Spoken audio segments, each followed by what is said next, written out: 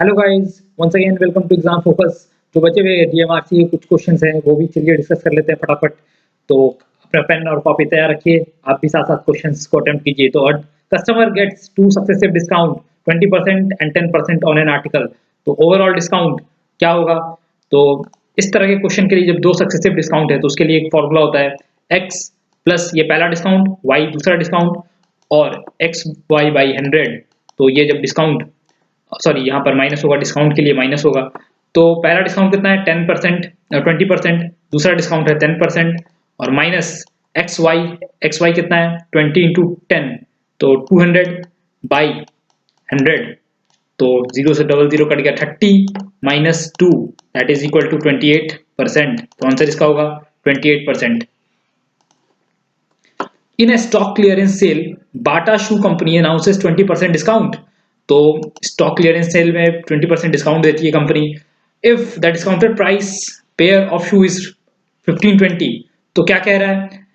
अगर 100% कुछ भी प्राइस हो, चलिए मान ले, अभी ये हमें नहीं पता, बट ये पता है कि 20% डिस्काउंट मिल रहा है। तो 80% जो प्राइस है गुड का या जूते का, वो कितना के बराबर है? 80% of X is equal to 1520। तो x कितना हो जाएगा? व्हाट द ओरिजिनल प्राइस अगर x है तो 1520 इंटू 100 बाई 80। तो ये हो जाएगा 0 से 0 और 1520 को 8 से डिवाइड कीजिएगा तो 190 आता है। 190 इंटू 10 तो ये हो जाएगा 1900। तो आंसर होगा इसका 1900। HCF and LCM of two numbers are 13 and 1989. If one number is 117, determine the other. तो HCF into LCM is equal to होता है product of two numbers, product of two numbers. तो ये हो जाएगा HCF कितना है? HCF है 13, LCM कितना है? LCM है 1989 और प्रोडक्ट ऑफ टू नंबर, तो पहला नंबर दे रखा है 117, दूसरा नंबर को x एज्यूम कर लीजिए। तो आपका x का वैल्यू क्या हो जाएगा? x का वैल्यू हो जाएगा 13 इंटू 1989 डिवाइडेड बाई 117। 13 9 जा 117 होता है, 13 9 जा। अब 1989 डिवाइडेड बाई को 9 से डिवाइड करेंगे तो आएगा आंसर 221। तो इसका आंसर होगा 221। तो इसी तरह के सिंपल सवाल आते हैं ज्यादातर। The average of 8 number is 14। तो 8 नंबर का एवरेज जो है 14 है। तो the average of 6 of these is 16। तो 6 का एवरेज है 16। तो what is the average of remaining 2? तो आप सीधा जो 8 नंबर है उनको 14 इंटू 8 कर सकते हैं, टोटल वैल्यू आ जाएगा 8वां नंबर का। और जो 6 हैं उनको आप टोटल कर सकते हैं 16 इंटू एवरेज इंटू 6। तो ये इसका वैल्यू होगा ये हो जाएगा 112 और 16 6 96 होता है।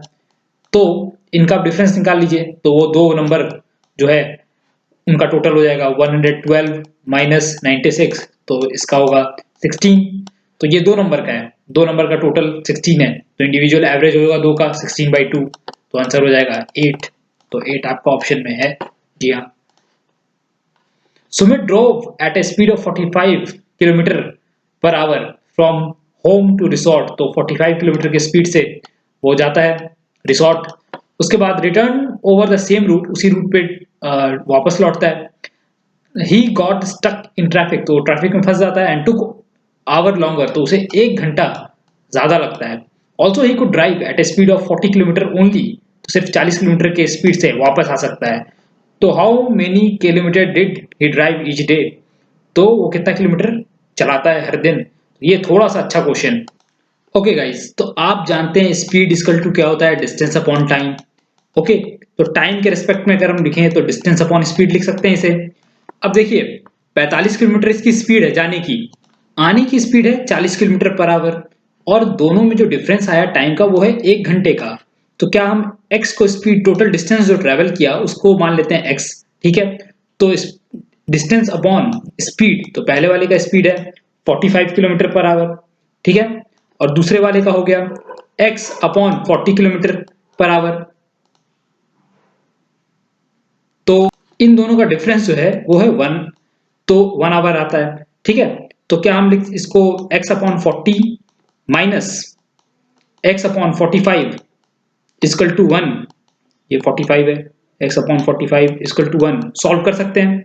जी हाँ, तो ये सॉल्व हो सकता है। इसका आप एलसीएम ले लीजिए 40 और 45 का। तो 40 45 का एलसीएम होता है 360।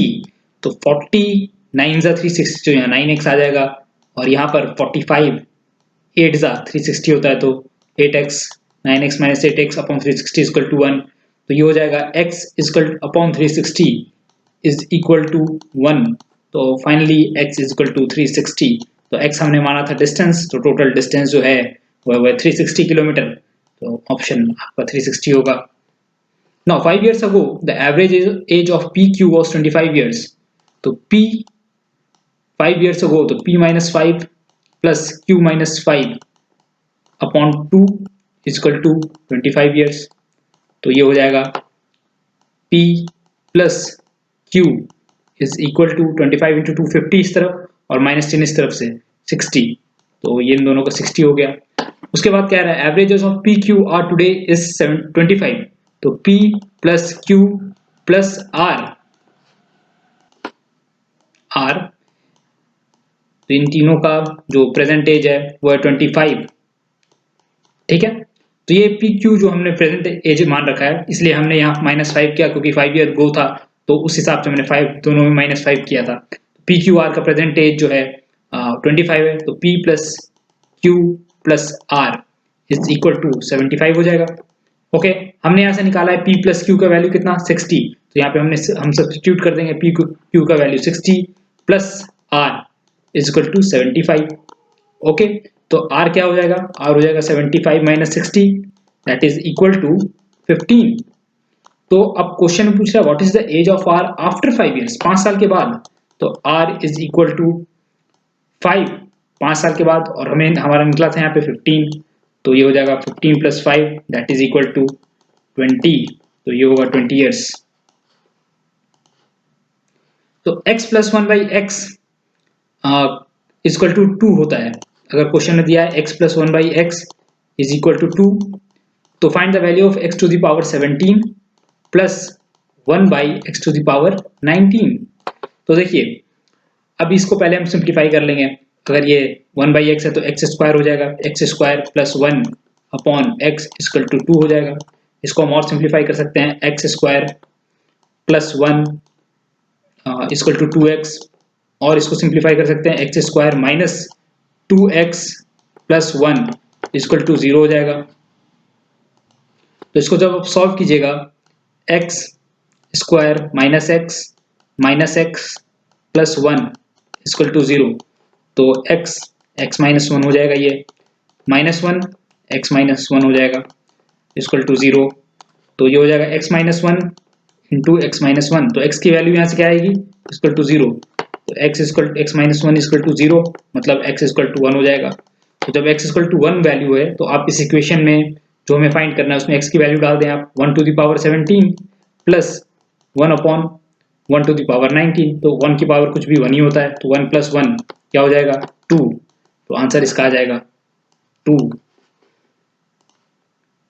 तो थैंक यू गाइज, उम्मीद है आपको ये वीडियो भी पसंद आया होगा। तो अगले वीडियो में मैं कल फिर से अपडेट करूंगा क्वांट्स के क्वेश्चन, और जनरल अवेयरनेस के जो पूछे गए क्वेश्चंस हैं वो भी मैं कल अपडेट करूंगा।